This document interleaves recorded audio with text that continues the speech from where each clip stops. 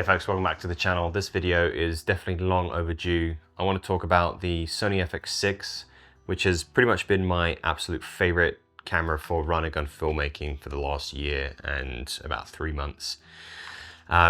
Full disclosure, Sony sent me this camera at the beginning of last summer in exchange for some work that I did with them over the course of the summer, showcasing the FX6. Just wanted to put that out there that, you know, this is just a video that I wanted to make. I get the question a lot of people asking me, you know, the FX6 or FX3, as I do use both. So I figured I can make this video, I can use that for reference and then maybe answer some questions that people might have if they're looking at buying an FX6. And this camera has been out for a while. We haven't had a replacement yet. I don't think we'll get a replacement announced at Sony Condo next month. But with that being said, I want to share my experience on whether I think it's worth buying in 2025, going into 2026. And just kind of talk about why I use this over the FX3. Okay, so first things first, the Sony FX6, it's basically an FX3 in a slightly bigger body. Same sensor, slightly different base ISO of 800 versus 640 on the FX3, but it still goes to that secondary base of 12,800 like the FX3. So just like the FX3 and the ZV-1, it's incredibly good for low light filmmaking. Now, one thing I want to just mention, I suffer from imposter syndrome. I know a lot of other creators do as well. When I was originally looking at the FX6, now, if I hadn't had the opportunity to work with Sony on this camera last summer, I probably still would have bought it, but it would have taken me a little bit more time. And that's because I felt that it was too much camera for me. I just was telling myself, I just make Instagram videos, you know, short kind of family cinematics whilst I'm adventuring. And I was getting in my head thinking that I don't need the FX6. It's too much camera and I'm better off with something a little bit more simple. But I think that gear matters. Obviously, a lot of other things matter when you're telling a narrative, but gear is essential. And I've talked about this before with photo cameras. Anything can make something good these days, photo or video. It's about the experience and it's about learning. And the FX6 has definitely helped me learn and progress my skill set with filmmaking since I picked it up. It's a weapon of a camera. It has so many features that I'm still just scratching the surface with, but it's allowed me to grow and develop my skills and assets as a filmmaker. So if you're considering the FX6, don't get in your head about thinking it's too much camera for you. If you're truly considering it and you want to, you know, take that step further in filmmaking, then just go ahead and buy it. All right, now I just want to take a quick minute to talk about today's video sponsor, which is Huckberry. Summer is coming to a close. It's time to look at your full closet and make some improvements. Now, Huckberry have an incredible fall catalog just to get you ready for that nice kind of cozy autumn season, ranging from denim to boots to chore coats, jackets, you name it, button-up shirts. It's the one-stop shop for men's clothing, and now is the perfect time to revisit that closet and make some upgrades. That's definitely what I did. I picked up a bunch of the salvage denim from Flint & Tinder. These jeans are incredibly comfortable, especially as I'm on the go all the time. I want comfort and I want durability. And on this trip, because things were cooling down in the desert, I did pair these jeans with the Flint & Tinder chore coat.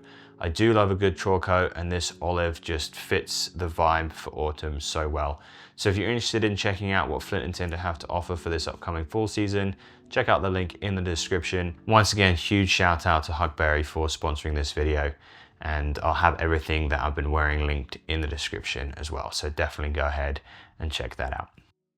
So with the FX6, there's pretty much only one thing that I do not like, and that is that the audio is tied to the top handle. This is a common complaint from a lot of people, and it's something I really hope we see changed if we get a replacement FX6 down the line.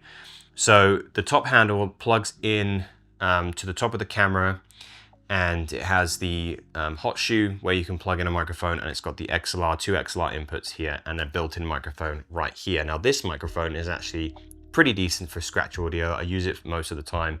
And if I need high quality audio, I bought a used shotgun microphone that Sony make that fits in this thing perfectly. And it's an XLR mic, and it's excellent audio. Haven't had any issues with that when I need high quality audio. But that being said, quite often I do run without the top handle.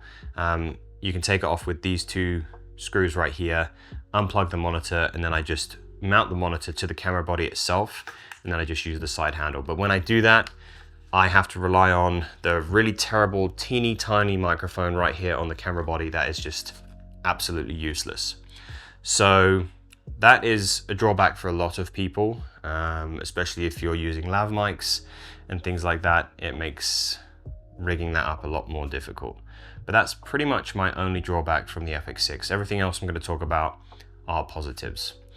You don't need the FX6 to get these kind of scenes, to get this quality of video. But as I've mentioned before, it's about how you feel when you're using the camera. It's about how it inspires you. It's about that ease of use, making everything come naturally, and you don't have to worry about how you're going to change settings. If it's something that comes quickly and it just feels second nature, then that is what is important when you're picking up a camera. And that's how the FX6 is for me. So I'm not saying you need to buy the FX6 to get good quality video. I'm just sharing my experience and how it's elevated my workflow and pushed me as a filmmaker. So the biggest reason why someone is going to buy an FX6 is the internal NDs. Now, I'm quite often filming on anamorphic lenses. I'm using the Atlas Mercury right now. And if you're using that lens, I mean, I hate using NDs in general, but when you're using anamorphic lenses, they got large front filter diameters.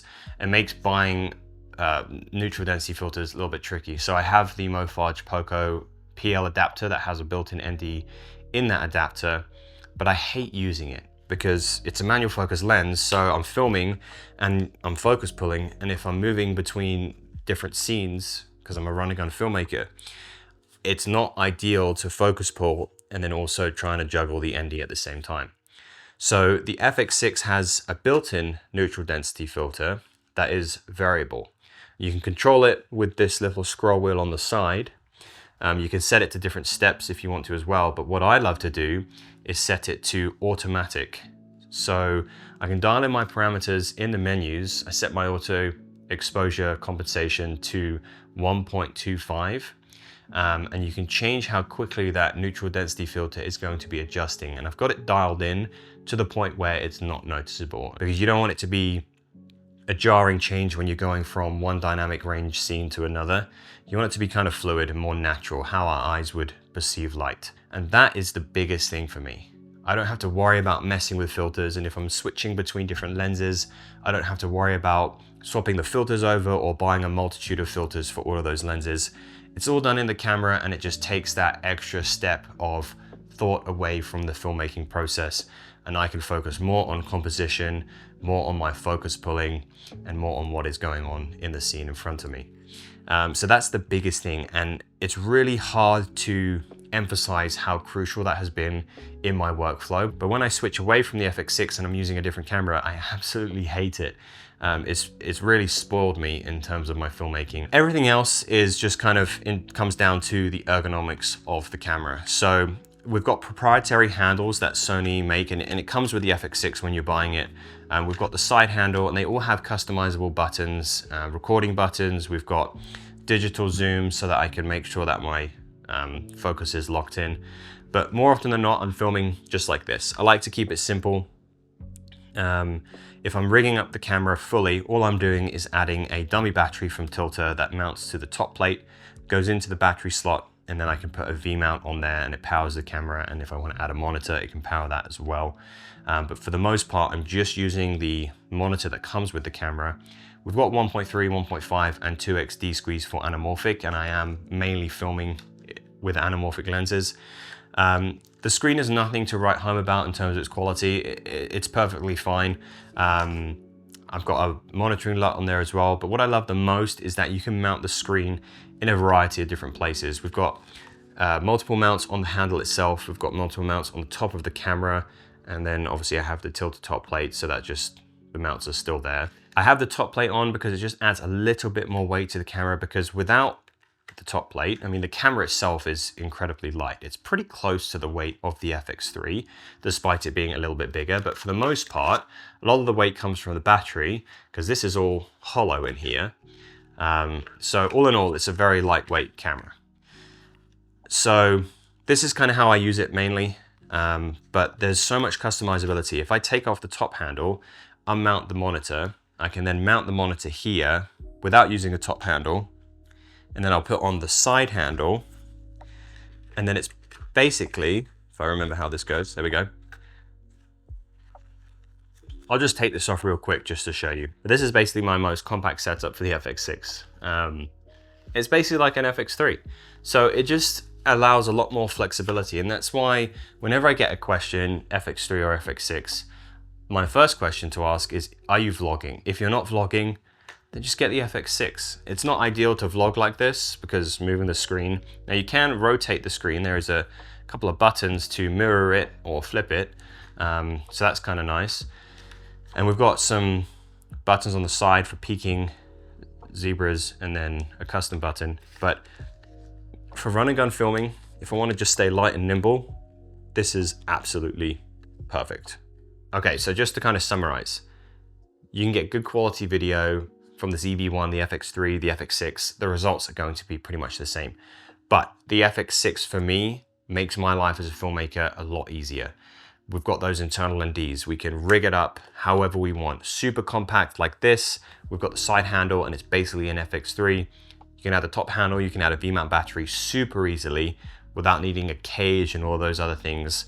And then we can add a monitor just on top of that top handle if you need to be filming all day. If you have any questions about the FX6 that I wasn't able to talk about in this video, don't hesitate to reach out on Instagram or in the comments down below.